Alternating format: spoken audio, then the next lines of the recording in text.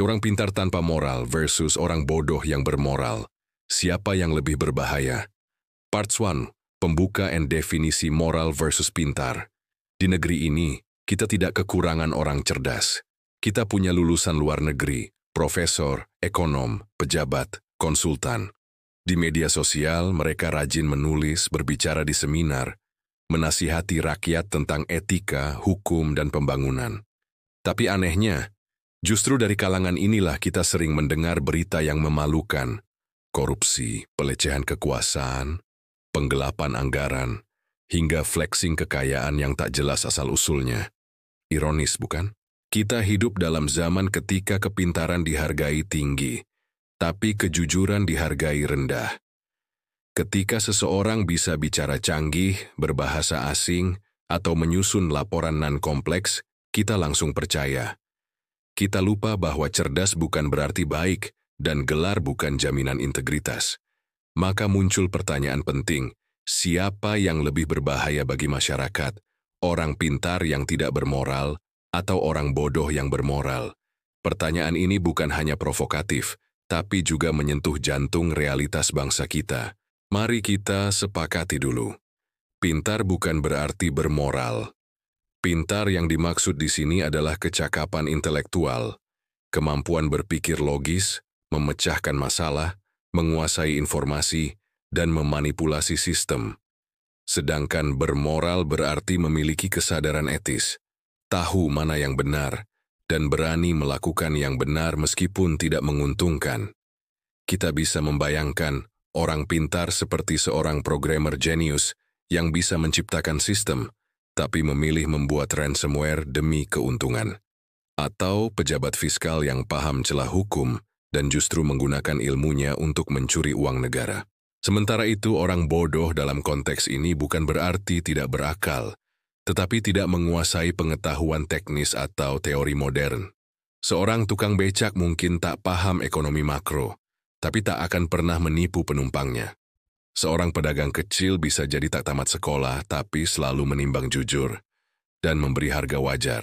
Dalam teori perkembangan moral Lawrence Kohlberg, moralitas seseorang berkembang dalam 3 tingkat: pra-konvensional, konvensional, dan pasca-konvensional.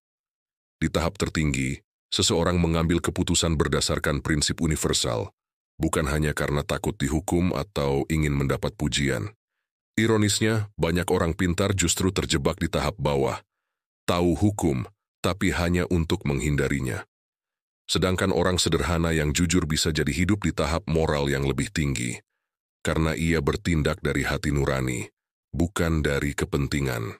Filsuf Immanuel Kant pernah mengatakan, kebaikan tanpa kecerdasan bisa menjadi tidak efektif, tapi kecerdasan tanpa kebaikan bisa menjadi sangat berbahaya. Dunia butuh keduanya, tapi sejarah menunjukkan, kerusakan besar jarang dibuat oleh orang bodoh. Ia lebih sering disebabkan oleh orang pintar yang kehilangan arah moral. Part 2. Orang pintar yang tidak bermoral. Mari kita buka lembaran kenyataan yang lebih tajam. Orang pintar yang kehilangan arah moral bukan hanya tokoh fiktif. Mereka nyata, hidup di sekitar kita dan sayangnya seringkali di puncak kekuasaan. Salah satu kasus paling viral adalah Rafael Alun Trisambodo, pejabat pajak dengan kekayaan fantastis yang terungkap setelah anaknya, Mario Dandi, memamerkan motor gede dan gaya hidup super mewah di media sosial. Awalnya masyarakat mengira ini hanya kasus anak manja. Tapi setelah ditelusuri, publik terkejut. Sang ayah ternyata memiliki properti bernilai puluhan miliar, kendaraan mewah, dan harta lain yang tak wajar jika dibandingkan dengan penghasilannya sebagai ASN. Dari sinilah publik mulai sadar. Kita sedang menghadapi orang pintar yang tahu cara bermain sistem dan memanfaatkannya secara tidak etis. Rafael bukan orang biasa. Ia punya pengetahuan pajak, paham regulasi, tahu celah hukum, dan selama bertahun-tahun membangun ilusi sebagai pejabat biasa. Tapi justru itu letak bahayanya. Kecerdasannya membuatnya lebih licin dari hukum. Ia tahu bagaimana menyembunyikan harta, membentuk perusahaan cangkang, bahkan mengatur pengalihan aset. Di tangan orang bermoral, Ilmu seperti ini bisa menyelamatkan negara, tapi di tangan yang salah, ia justru menjadi senjata perampokan terselubung. Contoh lain adalah Harun Masiku, politisi muda yang hilang bak di telan bumi sejak terlibat kasus suap terhadap anggota KPU. Ia bukan preman pasar, ia lulusan luar negeri, paham hukum, dan cakap dalam dunia politik. Tapi ia memilih menggunakan kepintarannya untuk melarikan diri dari hukum dan menabrak etika demokrasi.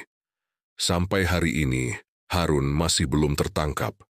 Dan setiap detik ia menghilang, ia meninggalkan jejak betapa bahayanya seseorang yang cerdas, tapi tidak punya kompas moral. Keduanya, Rafael dan Harun, adalah simbol zaman ini. Mereka bukan gagal karena bodoh. Mereka gagal karena tidak memiliki rem etik. Filsuf Prancis Michel Foucault pernah berkata, pengetahuan adalah kekuasaan. Tapi ia juga mengingatkan bahwa pengetahuan tanpa kontrol etis akan berubah menjadi alat represi. Di tangan elite teknokrat, ilmu bisa membungkam rakyat, menyembunyikan data, atau memanipulasi opini publik dengan framing yang meyakinkan. Dalam konteks ini, orang pintar tanpa moral adalah penjahat paling efisien. Dalam ilmu manajemen, ini disebut sebagai kompetensi destruktif. Saat seseorang sangat ahli secara teknis, tapi merusak secara nilai dan sosial. Dan ironisnya, orang-orang seperti ini sering naik jabatan karena terlihat kompeten. Padahal di balik performa profesional, tersembunyi agenda busuk yang lambat laun, menggerogoti sistem. Orang bodoh bisa salah karena tak tahu. Tapi orang pintar bisa salah dengan sengaja. Dan kesengajaan inilah yang membuatnya lebih berbahaya, karena ia tahu akibatnya, tapi tetap memilih jalur curang. Part 3. Orang sederhana yang bermoral. Kalau sebelumnya kita membahas bagaimana kepintaran yang tak dibarengi moral bisa menciptakan kehancuran, sekarang mari kita pindahkan sorotan kita ke sisi yang lebih sunyi. Tapi sangat berarti, orang-orang biasa, yang mungkin tidak cerdas secara akademik, tetapi punya kekuatan moral yang luar biasa. Mulai dari sebuah kisah yang viral beberapa tahun lalu. Seorang kakek, pemulung di Yogyakarta yang menemukan dompet berisi uang tunai jutaan rupiah. Dengan pakaian lusuh dan penghasilan yang mungkin tidak lebih dari Rp15.000 sehari, ia datang ke kantor polisi untuk mengembalikan dompet tersebut. Ia bisa saja mengambil uang itu untuk makan berminggu-minggu, tapi ia tidak melakukannya. Ketika ditanya kenapa, ia menjawab, bukan milik saya. Simple. Tapi dalam kesederhanaannya ada nilai yang tidak bisa dibeli oleh uang sebanyak apapun, kejujuran. Atau kisah ibu penjual gorengan di Jawa Timur, yang viral karena tetap membayar pajak UMKM, meski keuntungannya per hari tak sampai Rp15.000. Saat diwawancara ia menjawab, saya ingin bantu negara walaupun sedikit. Kita bisa tertawa mendengarnya karena kontribusinya nyaris tak berarti dalam angka makro. Tapi jika kita berpikir secara moral, justru dialah salah satu pilar negara yang paling murni. Karena ia memberi bukan dari kelebihan, tetapi dari kekurangan. Kisah lain datang dari guru honorer di pelosok Sulawesi, yang mengajar puluhan anak-anak di desa terpencil, berjalan kaki berkilo-kilometer, dengan gaji yang bahkan tidak cukup untuk membeli beras sebulan.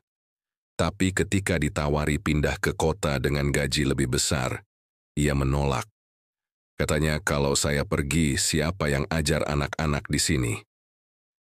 Ia mungkin tidak bisa membuat kebijakan nasional, tapi lewat kehadirannya, ia sedang membangun masa depan satu generasi kecil. Dan ia melakukannya bukan karena gaji, tapi karena tanggung jawab. Psikologi sosial menyebut fenomena seperti ini sebagai moral elevation, yakni perasaan positif dan semangat yang muncul saat kita menyaksikan tindakan kebaikan yang tulus. Tindakan orang-orang seperti mereka seringkali membuat kita terdiam, bahkan merasa malu. Karena mereka membuktikan bahwa kejujuran dan pengabdian tidak membutuhkan gelar.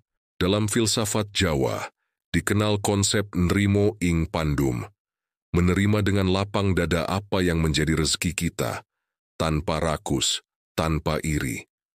Konsep ini bukan berarti pasrah dan tidak mau maju, tapi lebih kepada menjaga kehormatan batin.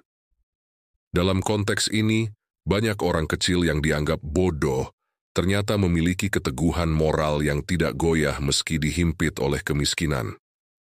Part 4, Teori Psikologi, Filsafat, dan Sosiologi. Untuk memahami mengapa orang pintar tanpa moral bisa jauh lebih berbahaya dari orang bodoh yang bermoral, kita perlu menyelami ranah ilmu yang lebih dalam, mulai dari psikologi kepribadian, filsafat etika, hingga sosiologi kekuasaan. Mari kita mulai dari psikologi kepribadian, tepatnya konsep yang dikenal sebagai Dark Triad. Istilah ini merujuk pada 3 ciri kepribadian destruktif: narsisme, machiavellianisme, dan psikopati.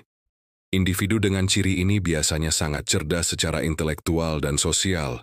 Mereka tahu cara tampil memukau, menyusun strategi, bahkan menciptakan persepsi bahwa mereka orang baik. Tapi di balik itu, mereka haus kekuasaan, tidak punya empati, dan rela melakukan apapun untuk kepentingannya sendiri. Penelitian menunjukkan bahwa banyak pemimpin organisasi besar yang sukses secara karier ternyata memiliki kecenderungan Dark Triad ini.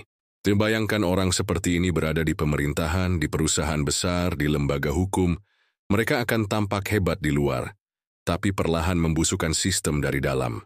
Mereka tahu cara mengelabui publik, membungkam kritik, bahkan membuat kebijakan yang terlihat sah, tapi sebenarnya menyembunyikan motif pribadi.